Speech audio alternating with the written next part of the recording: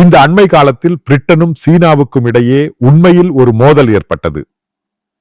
2020 சீனாவில் உள்ள பிரிட்டனில் இருந்த பிரிட்டிஷ் ஸ்டீல் கம்பெனியின் ஒரு பெரிய பிளான்ட் மற்றும் ஏறத்தாழ 2700 பேர் வேலை செய்யும் லிக்கன் பகுதியில் உள்ள கம்பெனியை சீனீஸ் கம்பெனியான ஜின்சே குரூப் எடுத்துக்கொண்டது. அதனுடன் தொடர்புடைய டேட்டா கூறுவது, ஒரு வருடம் 2.5 மில்லியன் டன் அங்கு சன்ட்ரோ ஸ்டீலின் மேனுபேக்சரிங், அதாவது வர்ஜின் ஸ்டீல் என்று கூறப்படுவது. இதில் புரிந்து கொள்ள வேண்டிய முக்கியமான பாயிண்ட், இதற்கான அயர்ன் வருவது இந்தியாவில் இருந்துதான். ஆனால் சீனாப் தான் 2020 முதல் இந்த கம்பெனியை நடத்துகிறது. அமெரிக்க டேரிஃப் வந்த பிறகு சீனாவில் உற்பத்தி செய்யப்படும் இதே போன்ற வர்ஜின் ஸ்டீலும் இது போன்ற சன்ட்ரோப் ஸ்டீலும் சீனாவால் அமெரிக்காவுக்கு அனுப்ப முடியாமல் போனது. காரணம் ஹியூஜ் குவாண்டிட்டி ஆக இருந்தது. சீனீஸ் கம்பெனி சீனாவின் கையில் உள்ள ஜின்ஸ் குரூப்பின் பிரிட்டிஷ் கம்பெனியின் மேனேஜ்மெண்ட் ஒரு முடிவு எடுத்தது. அதாவது அங்குள்ள மேனுபேக்சரிங் திடீரென நிறுத்தப்படும். பதிலாக அந்த கம்பெனி தானே சீனாவில் இருந்து இந்த ப்ராடக்ட் வாங்கும். நடந்த சம்பவம் இதுதான். நாம் நோக்குவதற்கும் அப்பாற்பட்டதாக இந்த விஷயங்கள் ஒவ்வொரு பக்கமாக செல்கின்றன. பின்னர் என்ன நடந்தது? பிரிட்டிஷ் கவர்மெண்ட் திடீரென ஒரு லெஜிஸ்லேஷன் கொண்டு வந்து சீனா செய்யும் யூனிட் அவர்கள் டேக் ஓவர் செய்தனர். அதாவது ஸ்ட்ராட்டஜிக் இன்ஃப்ராஸ்ட்ரக்சர், இங்கு எதுவும் சீனீஸ் கம்பெனிகளை ஏற்ற வேண்டாம் என்று முடிவு செய்கிறார்கள். பிரிட்டிஷ் கவர்மெண்ட் இதை எடுத்து நடத்துகிறது. காரணம், இவ்வளவு ஜாலிக்காரர்கள் உள்ளனர். இது முழுமையாக அமெரிக்காவுக்கு கொடுக்க வேண்டிய பணியாக பிரிட்டனில் உள்ள சீனீஸ் கம்பெனி செய்தது. சீனீஸ் அட்மினிஸ்ட்ரேஷன் திடீரென சிக்கியது. அவர்கள் பிரிட்டனிடம் ரிக்வெஸ்ட் செய்து எவ்வளவு வேகமாக செட்டில் செய்ய வேண்டும் என்று கூறினர். நீங்கள் நோக்கும் தளமல்ல. இது பிரிட்டிஷ் மீடியாவில், இன்டர்நேஷனல் மீடியாவில் பெரிய அளவில் விவாதிக்கப்பட்டது. இதன் அட்வான்டேஜ் யாருக்கு கிடைக்கிறது என்று கேளுங்கள். மிகவும் லேட்டஸ்ட் அப்டேட் அறிய முடிந்தது. சீனா எடுத்துக்கொண்ட இந்த கம்பெனி இப்போது பிரிட்டன் எடுத்துக்கொண்டது. அவர்களுக்கு எவ்வளவோ கம்பன்சேஷன் கொடுத்து அவர்களை வெளியேற்றுகிறார்கள். அதேபோல் மற்ற ஸ்டீல் மேனுபேக்சரிங் எங்கெல்லாம் சீனா உள்ளது, எந்தெந்த இன்ஃப்ராஸ்ட்ரக்சர் பிசினஸில் சீனா ஈடுபட்டுள்ளது, அங்கெல்லாம் இந்திய கம்பெனிகளுக்கு கொடுக்கும் ஒப்பந்தமாகும். நீங்கள் புரிந்து கொள்ள வேண்டியது, பிரிட்டனில் அதிக அளவு ஸ்டீல் மேனுபேக்சர் செய்வது இந்திய கம்பெனியான டாடா ஸ்டீல் ஆகும். காரணம், இந்திய ஓர்தான் கொண்டு போய் இதை செய்து கொடுக்கிறது. பிரிட்டிஷ் ஸ்டீல் குளோபலாக பிரபலமானது. பிரிட்டன் அவ்வளவு கன்சம்ப்ஷன் பகுதி உள்ளது இந்த ஸ்டீல் என்ற பொருளில். இதற்குள் டாடா குரூப்புடன் மற்ற இந்திய கம்பெனிகளுடன் பேசிக் கொண்டிருக்கிறார்கள். இந்த சீனீஸ் கம்பெனியின் கையிலிருந்து இந்த ஜின்ஸ் எடுக்கப்பட்ட குரூப், அதாவது பிரிட்டிஷ் ஸ்டீல் கம்பெனியை இந்திய கம்பெனிக்கு டிரான்ஸ்பர் செய்ய. இங்கே எல்லாம் உலகத்திற்கு கொடுக்கும் ஒரு மெசேஜ் உள்ளது. சீனீஸ் கம்பெனியும் சீனாவும் நாம் டிபெண்ட் செய்யக்கூடாது. அதுதான் பிரிட்டனில் கண்டது. அதாவது சீனாவுக்கு உதவுவதற்காக திடீரென அந்த கம்பெனி ஒரு நாளில் நிறுத்த முடிவு செய்கிறது. பின்னர் அங்கு ஷார்டேஜ் வரும். ஸ்டீல் முழுவதும் சீனாவில் இருந்து வாங்க. காரணம், அமெரிக்கா சம்பவம் நிறுத்தி வைத்திருக்கிறது. அந்த பொருள் திடீரென பிரிட்டனுக்கு வாங்க வேண்டி. இது இப்போது பிரிட்டனில் நடந்தது. இனி யூரோப்பின் பல நாடுகளிலும் இது இஷ்யூ ஆகும். இதுதான் அதன் அடுத்த தமாஷ் என்று கூறுவது. அதுதான் நான் கூறுவது, இந்த டேரிஃப் கொண்டு அதிக பிரயோஜனம் ஏற்பட்டது இந்தியாவுக்கு ஆகும். காரணம், நீங்கள் இப்போது இன்டைரக்டாக பார்த்தீர்கள். பிரிட்டனில் உள்ள சீனீஸ் கம்பெனி அது திடீரென சீனாவுக்கு உதவுவதற்காக நிறுத்துகிறது. பிரிட்டிஷ் கவர்மெண்ட் புதிய லெஜிஸ்லேஷன் திடீரென கொண்டு வருகிறது. கம்பெனி எடுத்துக்கொள்கிறது. திடீரென மாற்றம்.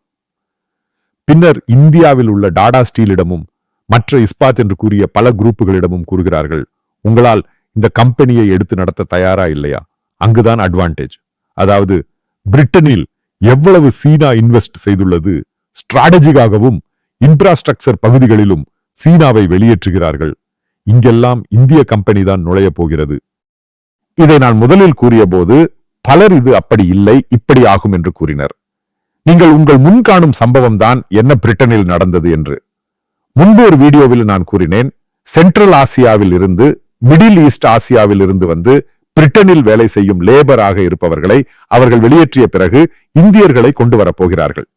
ஏறத்தாழ 3 அல்லது 4 வருடத்தில் 10 லட்சம் இந்தியர்களை லேபராக அவர்கள் அங்கு விசா கொடுத்து ஏற்பாடு செய்கிறார்கள். உலகத்தின் சீனாவுடனான ட்ரேடில் எல்லா நாடுகளுக்கும் சீனாவை சந்தேகமாக உள்ளது. பிரிட்டனில் நடந்த டிராமா தான் சீனாவை முழுமையாக எக்ஸ்போஸ் செய்து மாற்றியது. அது இனி யூரோப்பிய நாடுகளிலும் நடக்கும். பிரிட்டனின் ஃபைனான்ஸ் மந்திரி ரேசல் ரீஃப் அவர்கள் முன்பு கடந்த 6 மாதங்களுக்கு முன்பு ஒரு ஸ்டேட்மெண்ட் கொடுத்திருந்தார்கள். அதிகமாக சீனீஸ் இன்வெஸ்ட்மெண்ட் பிரிட்டனில் வரும் என்று. அவர்கள் அந்த ஸ்டேட்மெண்ட் பேக்கப் செய்து அது விட்ரோ செய்தார்கள். காரணம், சீனாவின் இன்வெஸ்ட்மெண்ட் பல ஸ்ட்ராட்டஜிக் இன்ஃப்ராஸ்ட்ரக்சர் செக்டரில் எங்களுக்கு தேவையில்லை. சீனா அங்கு பல ஏர்போர்ட்டுகளை எடுக்க நின்ற காலத்தில் இந்த சம்பவம் நடந்தது.